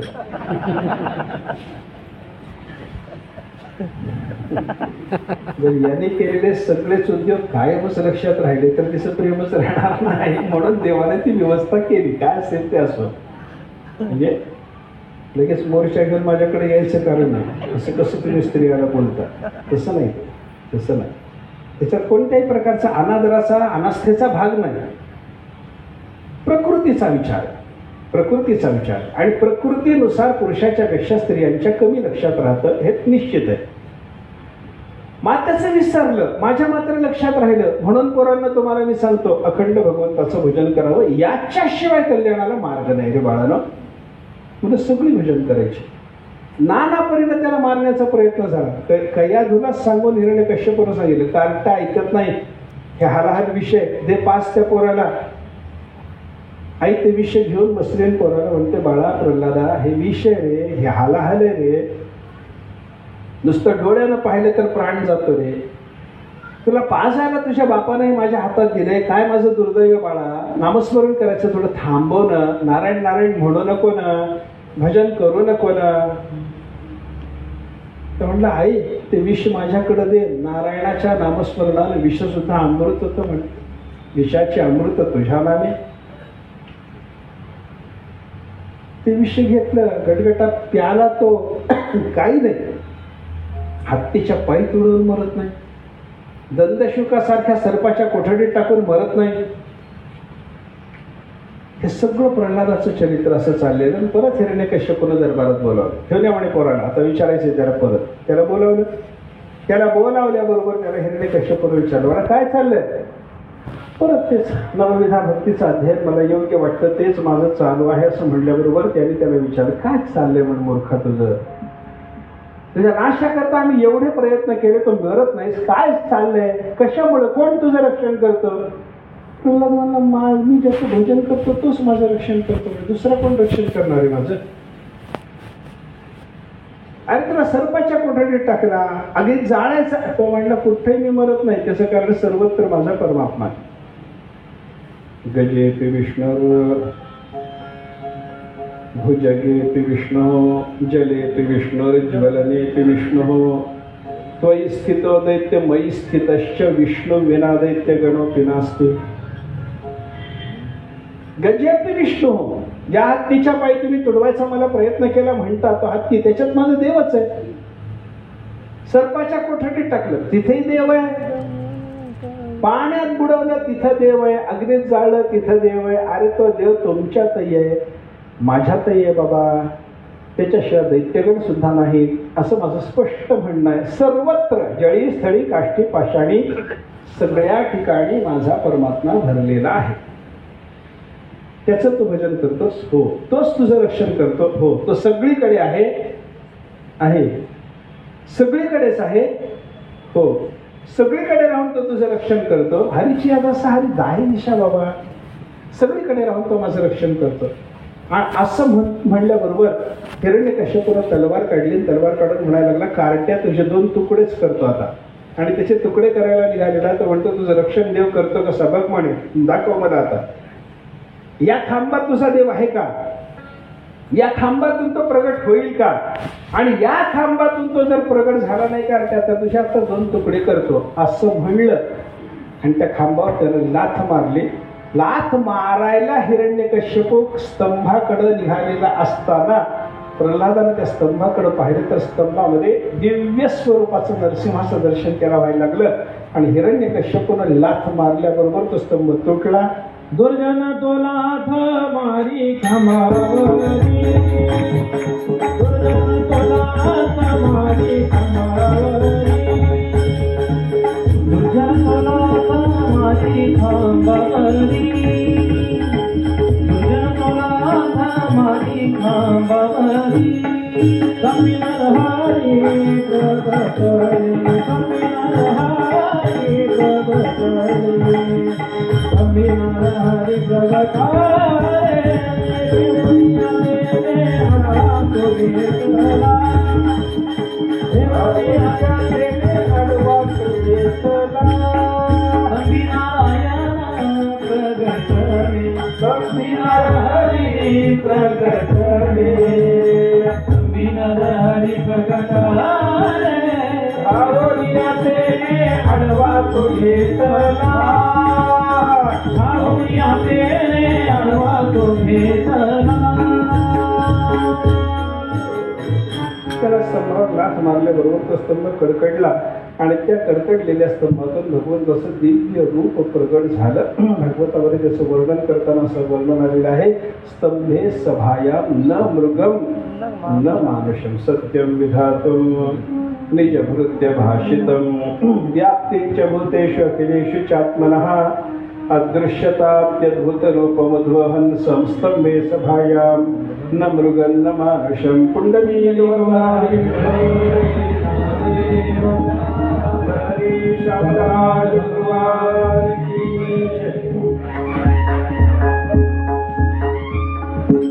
त्याला स्तंभावर लाथ मारल्याबरोबर प्रकार असा झाला. काय काय झालं, अदृश्यत अत्यद्भुतम रूपम उद्वहन, अतिशय अद्भुत रूप धारण करून परमात्मा प्रगट झाले.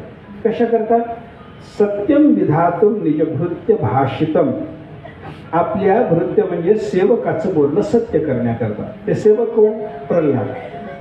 प्रल्हादाचं बोलणं काय होतं, या स्तंभामध्ये माझा परमात्मा आहे हे बोलणं होतं. ते बोलणं सत्य करण्याकरता. किंवा तो भृत्य भक्त म्हणजे ब्रह्मदेव. ब्रह्मदेवाने काय सांगितलं होतं, त्याला शब्द दिला होता की त्याला माणसाकडून पशुकडून कोणाकडूनही मरण नाही. आणि त्याच्याकरता नर आणि सिंह असं समन्वयात्मक रूप देवाने धारण केलं. ब्रह्मदेवाचं बोलणंही खरं करण्याकरता आणि प्रल्हादाचं बोलणंही खरं करण्याकरता. या स्तंभात आहे का, आहे हे प्रल्हादाचं बोलणं.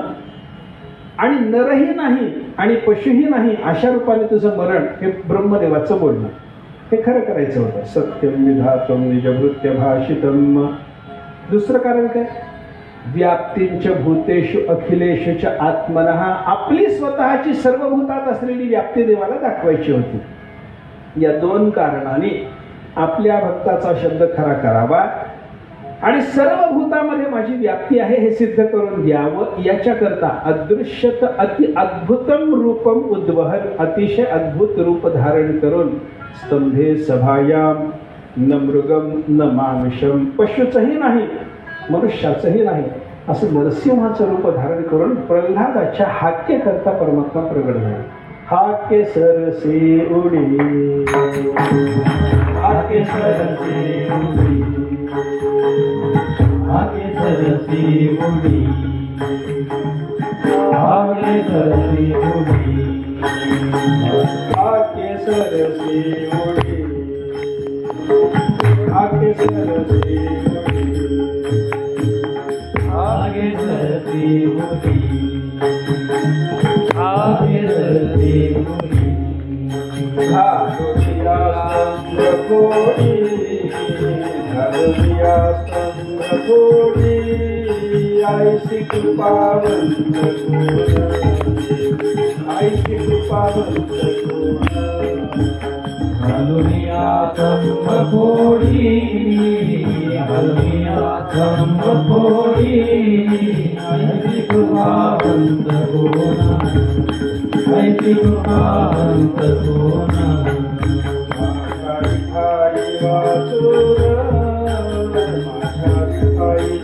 वाचून आईसी कृपावंत कोण आईसी कृपावंत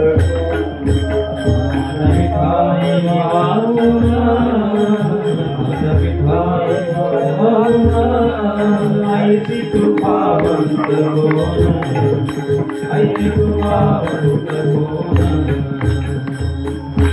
असं नरसिंह रूपानं परमात्मा प्रगट झालेल्या परमात्म्याला पाहिल्याबरोबर हिरण्यकश्यप राजाला शस्त्रास्त्र घेऊन देवाच्या अंगावर धावून गेला. परमात्माही त्याला पकडायला लागले. पकडलं देवाने त्याला आणि त्याला घेऊन भगवान दाराच्या उंबऱ्यावर जाऊन बसले आणि उंबऱ्यावर जाऊन बसून भगवंताने त्याला मांडीवर घेतला आणि आपल्या नखाने भगवंताने त्याचं उदरविदारण केलं. पोट फाडलं. ते वज्राधिक नखस्पर्श आपण मंगलाचरणामध्ये पाहिलं. नखाचा स्पर्श वज्रापेक्षाही तीक्ष्ण आहे देवाच्या. असा तो दिव्य सिंह. त्यांनी त्या नखाने हिरण्यकश्यपूचं पोट फाडलं. हिरण्यकश्यप मेला. त्याला मारण्याकरता मनुष्यही चालत नाही, पशुही चालत नाही, म्हणून नरसिंह या नरसिंह रूपाचं वेगळ्या पद्धतीने चिंतन करत असताना भक्तांनी सांगितलं त्याला ते वरदान होतं म्हणून नरसिंहाचं रूप धारण करू द्या, पण आम्हाला तत्वज्ञान सांगण्याकरता नरसिंहाचं रूप आहे. बरं काय बरं, नर आणि सिंह परस्पर विरुद्ध, पण परस्पर विरुद्ध धर्माचे असलेले नर आणि सिंह एकत्रित आले की नरसिंह. जीव आणि ईश्वर परस्पर विरुद्ध धर्म, पण तत्वमसी महावाक्य काय सांगतं ते दोघेही एक आहेत. या तत्वमसी महावाक्याने सांगितलेल्या जीव आणि ईश्वराच्या एकत्वाचा मूर्तिमंत साक्षात्कार देण्याकरता परस्पर विरुद्धाचे नर आणि सिंह एक आणून दाखवले. हे नरसिंहाचं चिंतन आहे. असं दिव्य रूप देवाने धारण केलं. हिरण्यकश्यप फाडला. त्याला मारण्याकरता वेळ संध्याकाळची निवडली, म्हणजे दिवस आहे नाही रात्र आहे. त्याला मारण्याकरता उंबऱ्यावर जाऊन देव बसले, म्हणजे घर आतला भाग आहे नाही बाहेरचा भाग आहे. त्याला मारण्याकरता नखाने फाडलं, म्हणजे शस्त्र नाही अस्त्र नाही. सजीव नको निर्जीव नको. नखाचा विचार करा. नख सजीव आहे नाही निर्जीव नाही. वाढत राहतं म्हणून सजीव म्हणावं, पण तोडलं तरी रडत नाही म्हणून निर्जीव म्हणावं. त्याचं विधारण केलं आणि विदारण झाल्याच्या नंतर त्याची आतडी जी काढली भगवंतानी, त्या आतड्याची माळ गळ्यात घातली. त्याला मारण्याकरता देवाने धारण केलेल्या आवेशाच्या जोरावर भगवान असे सभेमध्ये इतस्ततः फिरत असताना ब्रह्मदेवाला चिंता लागली. काय करू, शांत केलं पाहिजे, शांत केलं पाहिजे देवाला. कसे शांत होणार. इतस्ततः ते फिरत होते. बाकीचे सगळे देव आले. देवाने नवीन अवतार धारण केला. दर्शन घेतलं पाहिजे, स्तवन करावं, पण दर्शनाला आले ते दुरूनच दर्शन घ्यायला लागले, दुरूनच स्तुती करायला लागले. आम्हाला मुखदर्शनच पुरे, शरण दर्शनाची गरज नाही म्हणायला. बाजूबाजूनच चालले. मग यांनी शेवटी विचार केला ब्रह्मदेवाने काय करू. लक्ष्मीला तरी विनंती करून पाहू, म्हणून लक्ष्मी मातेला सांगितलं आई साहेब असं आहे, चला. कुठं, ते हिरण्यकश्यपूच्या दरबारात. कशाला, ते तुमच्या पती देवाने नवीन अवतार धारण केला. देवाला एकदा ओवाळा तरी. चालतं म्हणे, अवतार झाला देवाचा नवीन, होय येते म्हणे ओवाळायला. त्यानं पंचायतीचं ताप सिद्ध केलं. ब्रह्मदेवाला सांगितलं चला म्हणे. ब्रह्मदेव पुढं की माग कुठपर्यंत, ते हिरण्यकश्यपूच्या दारापर्यंत आले. ब्रह्मदेव थांबले. काय झालं, हाच हिरण्यकश्यपूचा दरबार आहे. मग चला ना. जाता येत नाही म्हणजे पुढं. मग मी पुढं हो का, पुढं तुम्ही नाही, तुम्हीच जायचं, मी इथंच, मी येत नाही म्हणे पुढे आता. आणि मग दारात जाऊन लक्ष्मी मातेला प्रत्यक्ष भगवंत असं ते रूप जेव्हा पाहिलं तेव्हा ते सुद्धा घाबरले. म्हणजे हे आमचे नाहीतच, आमचे नाहीतच, आमचे कसे मला माहिती आहे, कारण ते फार शांत असतात. मी रागावले तरी ते गप्प बसतात, ते आमचे असतात. मी रागवायच्या आधीच जे रागवलेले असतात ते आमच्या कसे असतील. नाही म्हणे मला जात माझ्या परिचय सर्व शांताकार म्हणजे कसे ते माहिती आहे म्हणे आपल्याला. हे काय असं रागारुद्र नाही बाबा, आपली छती नाही. आता काय करा, ज्याला शांत करायला भार्येचाही उपयोग नाही त्याच्यामुळे कोणाला पाठवा ब्रह्मदेव विचार करायला. पण ब्रह्मदेवाला माहित होतं की भार्येपेक्षाही भक्तावर देवाचं प्रेम जास्त असतं. ब्रह्मदेव प्रल्हादाजवळ गेले. प्रल्हादाला सांगितलं, बाळा काय देव रागावर पाहतोय मग, देवाला शांत करायचं मग. कोणी आम्ही जाऊ शकत नाही देवाच्या जवळ, तू कळतंय म्हणे मला, मी पाहतोच आहे सगळा प्रकार. अरे आई सुद्धा जात नाही, लक्ष्मी माता सुद्धा तिथं जायला तयार नाही. आता तेही पाहिलं, 85 ताट गळून पडलं तिच्या हातातून. मग बाळा देवाला शांत करायला तू जातोस? जातो. मला कशाची भीती? कोणालाही देवाचं भय वाटेल, पण मला भय वाटायचं कारण काय? सिंहाला जगाने घ्यावं, पण सिंहाचा छावा सिंहाला घेतो काय? त्याच देवाचा मी मुलगा ना, मला देवाला घ्यायचं काय कारण आहे? ब्रह्मदेवाने सांगितलं, जा ना प्रल्हादा, देवाला शांत करायला जा ना. प्रल्हाद नारायण नारायण नारायण करत देवाच्या जवळ गेले. देवाच्या चरणाला नमस्कार करण्याकरता देवाच्या चरणाला मस्तक टेकवलं. पायाला काय लागलं म्हणून पाहिल्याबरोबर भगवान एकदम शांत शांत शांत झाले. प्रल्हादाला उचलून घेतलं, त्याला आलिंगन दिलं. वेदं बपुः पचवयः सुकुमारमेतत्. भगवान बोलायला लागले प्रल्हादा काय गं, केवढं लहान वय तुझं, केवढं सुकुमार शरीर तुझं, आणि आतापर्यंत तुझ्या बापासही बाकीच्या सगळ्या दैत्यगणाने तुला दिलेल्या यातना कुणीकडे बाळा? कुठं तुझं वय, कुठं तुझं शरीर, आणि कुठं या यातना? हे 2 वेळेला आलेला कुव शब्द जो असतो ना, तो त्या 2 गोष्टीतलं महदंतर सूचित असतो. हे वय कुणीकडं आणि या यातना कुणीकडं? एक दक्षिण ध्रुव आहे आणि एक उत्तर ध्रुव आहे. एवढं लहान वय आणि एवढ्या यातना, एवढं सुकुमारपण आणि एवढ्या यातना. काय रे प्रल्हादा, किती सहन केलं बाळा तो? आणि हे सगळं सहन करताना तो ज्या वेळेला मला हाक मारली त्यावेळेला मी लगेच धावत आलो असं मला वाटतं खरं प्रल्हादा. पण बाळा, ह्या यातना सहन करत असताना मला यायला विलंब लागला असं जर तुला वाटत असेल तर माझ्या अपराधाला क्षमा कर. भगवान बोलले,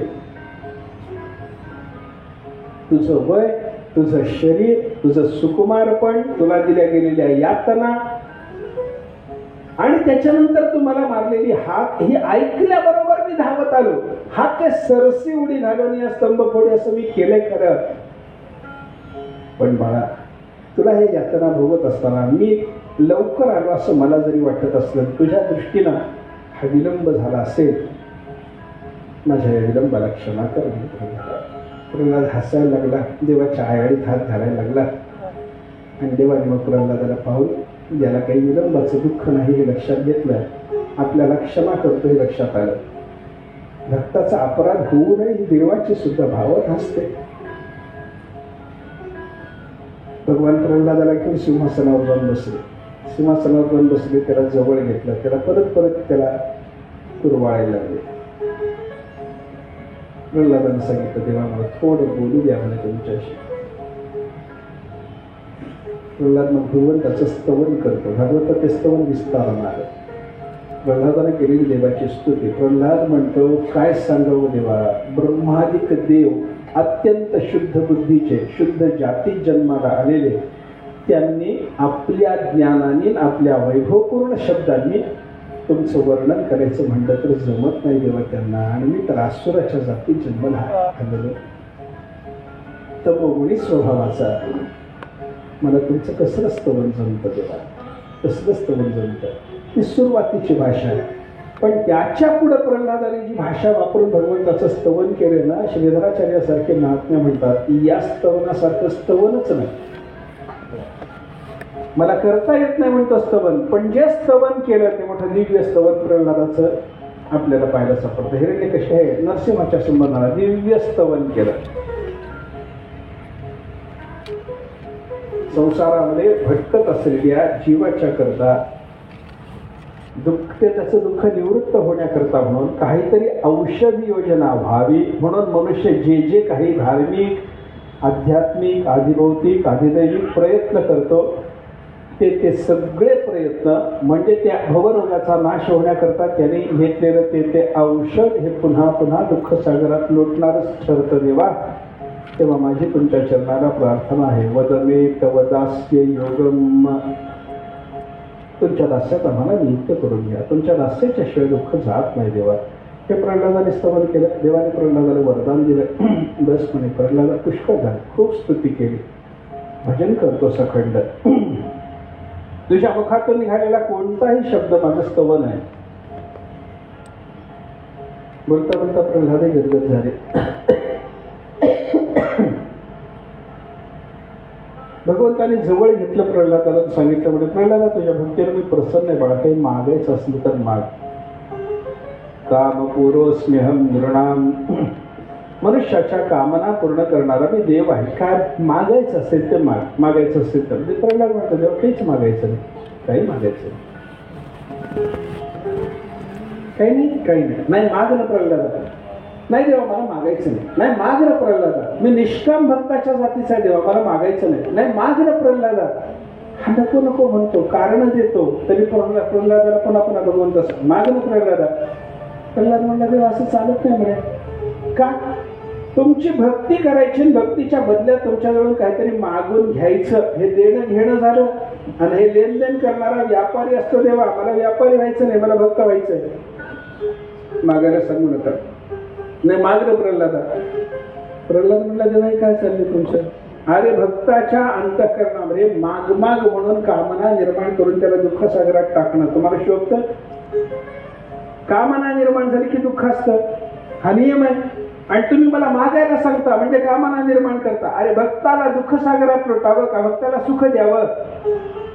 नाही प्रल्हादा माग ना. आता काय करा?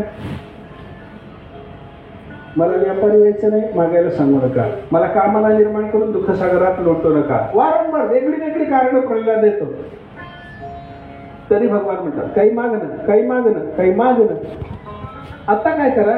प्रल्हादाने शेवटी विचार असा केला की ज्या अर्थी एवढी कारण देऊनही मला मागायचं नाही हे सांगूनही परमात्मा मला पुन्हा पुन्हा माग म्हणतात, त्या अर्थी माझ्याच मनात कुठंतरी सुप्त एखादी मागण्याची इच्छा शिल्लक राहून गेली असेल तर ते नाहीशी व्हावी म्हणून प्रल्हादाने देवाला मागायला सुरुवात केली. देवा देता? होय. मी मागेन ते देता, तो मागशील ते देतो. काहीही मागितलेलं देता, तो मागशील ते देतो. प्रल्हादाने सांगितलं कामाना मृत्य सौरोहम भवतस्तु वृणेवरम. याच्या पुढं माझ्या अंतःकरणामध्ये मागायची इच्छाच होऊ नये, हेच मला द्या.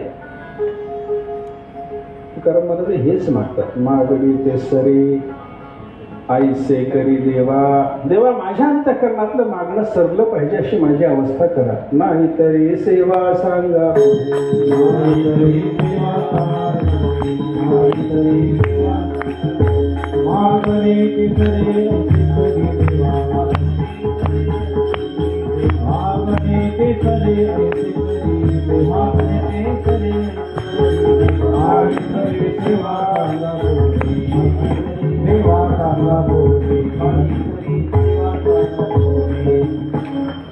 माझं मागणं सरलं पाहिजे असं करा. असं म्हटल्यानंतर प्रल्हादाला भगवंताने सांगितलं काय रे प्रल्हादा किती चतुर आहेस, पण तरी प्रल्हादा तुझ्या भक्तीचं माझ्या डोक्यावरचं ओझं उतरावं याच्याकरता मी मागायला सांगतो. माग माग. प्रल्हाद म्हणाला देवा मागू आता? हो माग. माझ्या करता नाही देवा, दुसऱ्या करता मागे. दुसऱ्या करता माग. देवा काय? माझ्या वडिलाला तुमचं ईश्वरत्व कळालं नाही. ईश्वरत्व तुमचं कळालं नाही आणि त्याच्यामुळे त्यांनी तुमचा अपराध केला. तेव्हा माझी अशी इच्छा आहे की त्यांचं अकल्याण होऊ नये. म्हणजे हिरण्यकश्यपूने एवढा त्रास दिला पण प्रल्हादाच्या अंतःकरणातली भावना काय? त्याचे कल्याण व्हावं. याला साधू म्हणतात. माझ्या बापाचं कल्याण करायला तुमचं ईश्वरत्व न कळाल्यामुळे त्यांच्याकडून तुमचा अपराध घडलेला आहे, तेव्हा त्यांचं कल्याण व्हावं. देता देवा. भगवंताने प्रल्हादाला बोलायला सुरुवात केली. प्रल्हादा काय सांगावं रे म्हणे, तुझ्यासारखा मुलगा ज्या घरात जन्माला आला त्याचा एकट्याचा बाप नाही रे बाबा, 21 पिढ्याचा उद्धार होतो. सप्तभिः पिता पूतः सप्तभिः पिता त्रिसप्तभिः पिता पूतः पितृभिः सह तेन यत् साधोस्य गृहे जातो भवान् वै कुलपावनः. 21 पिढ्याचा उद्धार होतो बाळा. तुझ्या बापाचं कल्याण मागायचं कारण नाही. तुझ्यासारखा कुलपावन मुलगा ज्या घरात जन्माला आला त्याचा एक बाप असं नाही, 21 पिढ्याचा उद्धार होतो. त्याच्यामुळे बापाचा उद्धार मागायची तुला गरज नाही पडला. युवराजांनी सांगितलं बस झालं देवा, एवढंच पाहिजे होतं, दुसरं काही मागायचं नाही. सगळ्या जगाचं कल्याण करा देवा. स्वस्त्यस्त विश्वस्य खलः प्रसीदताम्. सगळ्या जगाचं कल्याण व्हावं. दुर्जनाला सुद्धा चांगली बुद्धी वाढ. खळांची गणपती सांडव तया सत्कर्मी रती वाढव. ज्ञानोबऱ्याच्या पसायदानाचं बीज प्रल्हादाच्या मागण्यात आहे. सगळ्या जगाचं कल्याण व्हावं, सगळ्या जगाचं कल्याण व्हावं. प्रल्हादाने मागितलं, परमात्मा प्रसन्न झाले. परमात्माने प्रल्हादाला राज्याभिषेक केला. हिरण्यकश्यपूच्या देहाची उत्तर क्रिया करायला सांगितली आणि प्रल्हादाला राज्यावर बसवून परमात्मा त्या ठिकाणाहून अंतर्धान झाले. असं प्रल्हादाचं चरित्र, प्रल्हादाच्या निमित्तानं नरसिंह भगवंताचं चरित्र हे आपल्याला या ठिकाणी पाहायला सापडतं. एवढीच नरसिंह पुराणामध्ये नरसिंहाची कथा आहे. म्हणजे सगळा अगोदरचा कथा विस्तार वेगळाच आहे. पुढं वामन अवताराची कथा सांगितली, पुढं परशुराम अवताराची कथा सांगितली, पुढं रामकृष्ण सांगितले, पुढं कल्की अवताराची कथा सांगितली. भगवान आहे पुराण नरसिंहाचं, पण विस्तारानं चरित्र रामाचं. विस्तारपूर्वक चरित्र रामरायाचं इथं आलेलं आपल्याला पाहायला सापडतं. पुढं त्या बलिराजाच्या यज्ञामध्ये त्रिपादभूमीचं दान मागायला भगवान जेव्हा आले होते तेव्हा त्यांनी संकल्प करताना त्यांच्या हातात पाणी पडू नये बलिराजाच्या म्हणून शुक्राचार्य त्याच्या झारीच्या ज्या त्या नळीमध्ये जे जाऊन बसले होते यानं काडी टोचली. ते शुक्राचार्याचा डोळा गेला. तो डोळा प्राप्त होण्याकरता त्यांना विष्णूची आराधना करावी लागली. त्याच्यातून परत त्यांना डोळा प्राप्त झाला. आड आला म्हणून खोडीला डोळा बळीने अंधाळा केला. शुक्र हे जे वर्णन आहे ते पुन्हा शुक्राचार्याला नेत्र प्राप्त झाल्याची कथा इथं आपल्याला पाहायला सापडते. अशी भगवंताची भक्तवत्सलता, त्याच्यानंतर वर्णाश्रम धर्माचा भगवंतानी केलेला उपदेश, भगवंताच्या पूजेच्या योगाला प्राप्त होणारी फलश्रुती आणि सगळं चांगलं झाल्याच्या नंतर हे जे पुराण आहे नरसिंह पुराण, या नरसिंह पुराणाची वेगळ्या वेगळ्या पद्धतीनं केलेली सेवा आपल्याला काय फल प्राप्त करून देते. याच्या काही श्लोकाचं पारायण केलं तरी पुण्यफल, याच्या एखाद्या अध्यायाचं पारायण केलं तरी पुण्यफल, याचं समग्र पारायण केलं तरी पुण्यफल, याचं मास पारायण केलं तरी पुण्यफल, याचं संवत्सर पारायण केलं तरी पुण्यफल, याचं सप्ताह पारायण केलं तरी पुण्यफल, याच्याने हवन केलं तरी पुण्यफल. अशी सगळ्या प्रकारची पुण्य या नरसिंह पुराणाच्या योगानं प्राप्त होतात असं सांगून हे नरसिंह पुराण या ठिकाणी पूर्ण होतं. आपण 5 दिवसामध्ये हे नरसिंह पुराणाची कथा पाहण्याचा प्रयत्न केला. या ठिकाणी या तातवडे गावामध्ये हे नरसिंह प्रभूचं मंदिर आणि या मंदिराच्या संबंधानं असलेलं हे तरुणांचं झाड ढोल पथक जे आहे, मंडळ जे आहे, त्या मंडळाच्याकडून